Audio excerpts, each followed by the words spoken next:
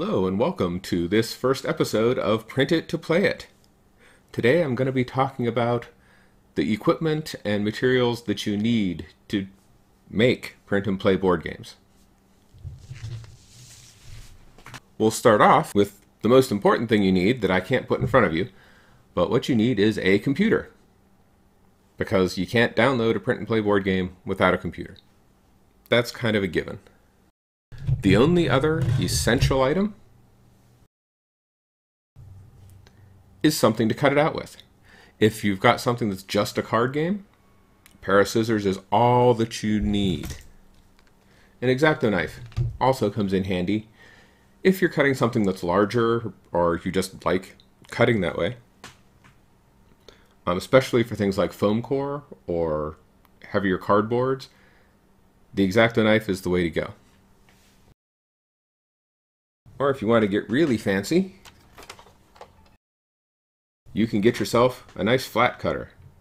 His name is Carl, and this will get you nice, perfectly straight lines, although I've found it's not as easy to get right along the edges of cards with this as it is with a pair of scissors. But I've been cutting stuff out with scissors for a very long time. So you need your printer to download it. You need something to cut it out with. Before you can cut it out, you need to print it. So you're going to need a printer or access to a printer. You don't have to have your own. I actually prefer doing a lot of my printing at office supply stores. Your average office supply store, this is a photo printer, by the way. But an average office supply store you can go to and they'll print stuff out. If you've got something that you're printing, like a board for a game, that is 100% coverage on that piece of paper. If you print it out on an inkjet printer at home, it's going to destroy your ink cartridges, and you're going to end up with a map that's like a dish rag. It's going to be just soaked with ink and gross and not look so good because they're not really made for that kind of coverage. So take it to the office supply store, have them laser print it, burn through their toner, not your own. This, I've found, is real nice. It prints 4x6 photo quality images, which is great. They look beautiful, they're shiny, they're smooth, they're durable. They're on thick paper, so if you don't need backs on your cards, you can just print them on those. And you don't need one of these. Almost every pharmacy that I know of has a photo printing kiosk. You can just set up your images as 4x6, take them in, print them at the local pharmacy. And you'll get the same kind of beautiful quality, and you don't have to buy yourself a printer like this. But it is nice for something to show on the screen. There will be lots of times when you need a stapler, especially for rule books. I've got a normal squeeze stapler here, and this wonderful booklet stapler. This is a great thing. You can set how deep you want it to go. This will do 11 by 17 folded over page booklets. It's a good solid stapler. It'll go through 15 pages easily. Very nice to have. You don't need it at all. Any $5 stapler will do the trick. I've found if you don't have a booklet stapler and you want to staple a booklet, take your regular stapler, open it up, put a sheet of foam core behind or thick cardboard, staple through, flip it over, and then just bend the staple over. Use your fingernails or a pair of needle nose pliers or something. So you don't need this, but it sure is nice to have. Another nice thing to have is punches. Punches are nice to have because a lot of the times you want a counter that's a circle. And it's really hard to cut a circle with scissors. So you want to get a punch. It'll get you nice, perfectly round circles. These have a problem in that they're not made to cut through thicker materials. If you're trying to cut through chipboard or like several layers of heavy cardstock, then you may have some trouble with these. I've broken several of these just because they're not made to cut through heavy materials that I use, and you force it through and eventually this part breaks off. Still, you want counters that are circles, you're going to need a punch. It can also be hard. You can usually find these at your local hobby store, but it can be hard to find just circles. If you want flowery shapes, no problem. But you want a 1 inch, especially below a 1 inch. 1 inch is hard enough to find. If you want a 3/4 inch or 1/2 inch, which I would really recommend, those are the ones that I broke, by the way, my 3/4 inch and my 1/2 inch. You're probably going to have to search for them online. They're super hard to find. And this is a corner punch. It just rounds off corners of things, which is wonderful if you're doing cards. You just put it in there, pop, pop, pop, pop on the 4 corners, and you get nice, smooth, rounded edges that look really nice. It's incredible how much it helps having rounded edges on your cards.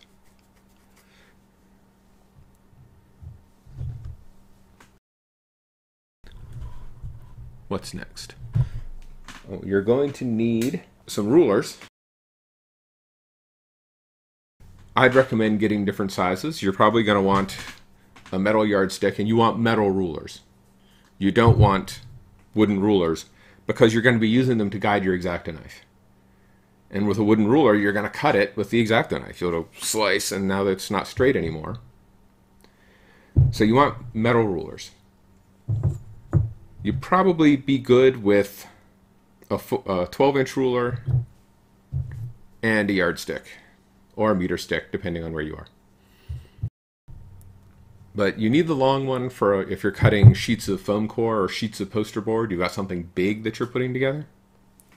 And the little one will do your normal letter size or A4 size things that you need to cut.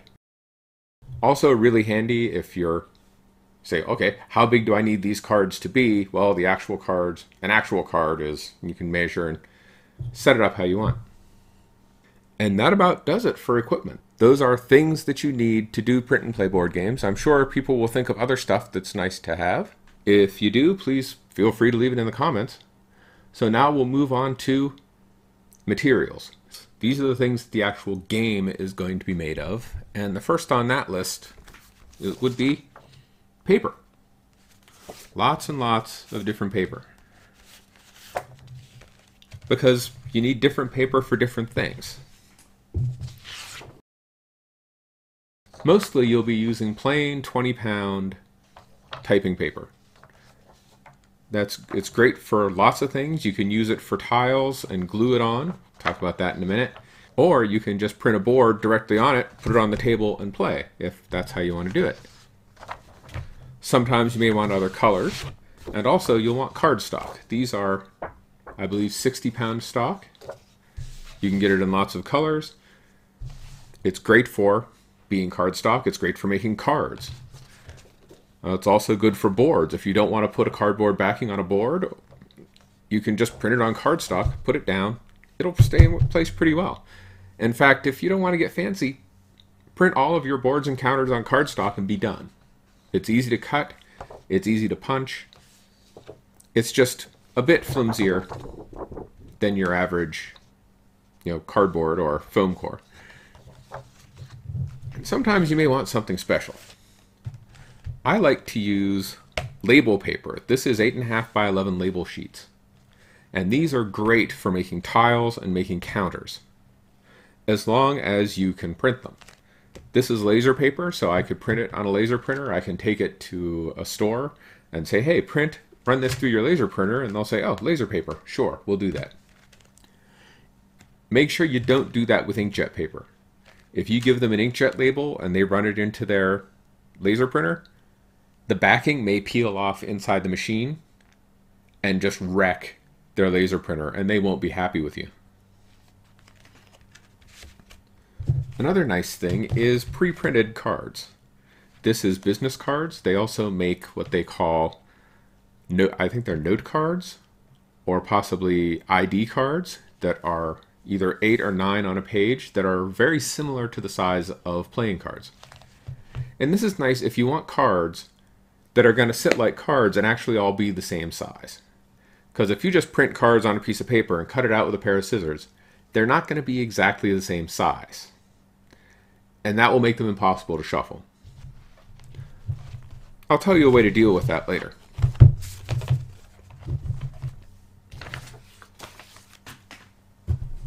Next material we're going to talk about is cardboard. My favorite method of getting cardboard is to cut up cereal boxes. It's great. It's thin enough that you can cut it. It's thin enough that you can use a punch on it if you don't mind eventually wearing out your punch. Punches don't like cereal box cardboard. But it's thick enough that you can pick it up off a table, but thin enough that you can cut it, and it makes excellent counters. Also, this side takes glue really well. It takes stick glue very well, so it's easy to glue stuff on and have it stay there forever. A fancier option is this. This is a backing board for a comic book. This is very stiff. It resists crinkling on the corners. It's acid-free, so it will never destroy your glue, whereas this eventually will wreck the glue. And you can get it in great big chunks. I'd recommend getting the magazine size. That'll give you something that's slightly larger than an 8.5 by 11 piece of paper. You can just slap it on. Say, this doesn't have acids that will eventually destroy the board. And it's great. It's just a little bit more expensive than the free that you get from cutting up old cereal boxes. Next, we'll talk about glue. Because if you're printing on paper and gluing it onto cardboard, you're going to need glue. So, we've got three types here. We've got glue sticks. This is great for gluing paper to paper. So if you're making tiles, if you're making boards, glue sticks are wonderful. Rubber cement, I've never really gotten a handle on. Supposed to be good for paper to paper or paper to wood. Never gotten really good at it. I probably don't use it properly, but it's something that you'll want at times. Especially if you're doing anything with cloth, which you can for some things. And then this is what they call PVC glue. Elmer's is your regular school glue, the white glue that's used for things. You generally don't want to use that to make counters or boards because you put a whole bunch of it out. It causes if you're using regular paper, it causes the paper to wrinkle up. And that's not good. It is wonderful for gluing cardboard to cardboard. And it's also very good for gluing foam core together. If you're making some sort of structure out of foam core, PVC glue is the way to go. It also makes a very good improvised book binding. Maybe I'll talk about that someday, but today is not the day.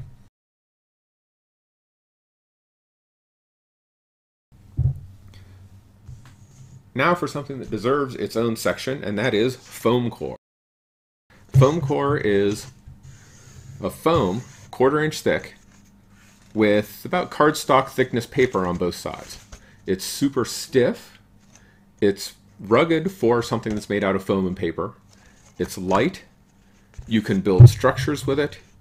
You can use it as a backing. If you don't have cardboard, you can put boards on it and they will be nice and stiff and they're not going to slide around. It stays flat. It takes a lot to make this curve. And it's wonderful stuff to work with. You can cut it with an X-Acto knife. It will wreck your X-Acto knife blades. So if you're going to be doing a lot of cutting foam core, make sure that you have a lot of spare blades. But you just cut it with an X-Acto knife and a ruler.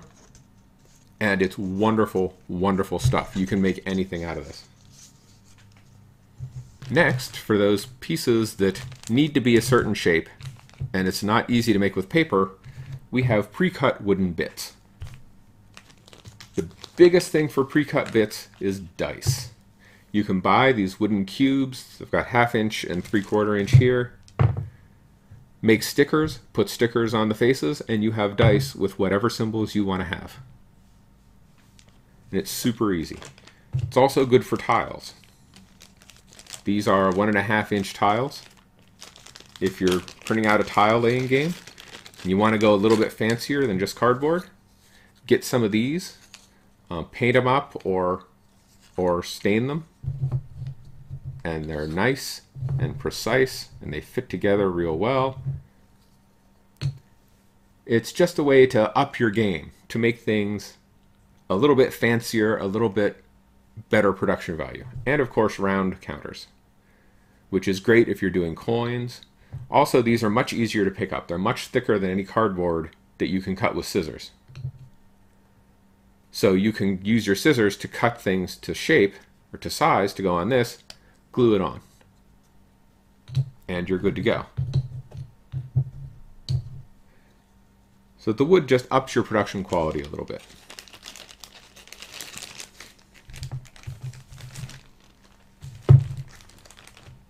For anything using cards, you're going to need some of these. And these are card sleeves. As you can see, I've got a selection. Not from making my own games, but from having kids who play Pokemon. So, why do you need card sleeves? Because you, as a human being, cannot cut cards to all the same precise size. You can't do it. If you want cards to come out exactly the same size, you need to either get pre-cut, or you need to get a very expensive cutting press that actually uses a formed cutter of exactly where you want to cut and press them out. They also have those very nice automatic cutters, they look like a printer, but you put a piece of paper in and there's actually a cutting wheel and it goes through and cuts out the shapes that you program. That would be great. I'd like to have one of those. I don't. So my cards are not going to be of uniform size. Now, why is that a big deal? Because you can't shuffle them if they're not all the same size. If you have 3 cards that are the same, that are slightly larger than the others, then when you go like this and you try to shuffle, it's always going to split on those 3 cards, and you're not going to get any shuffling. So, you're making a card game, you want to sleeve the cards. There's no way around it.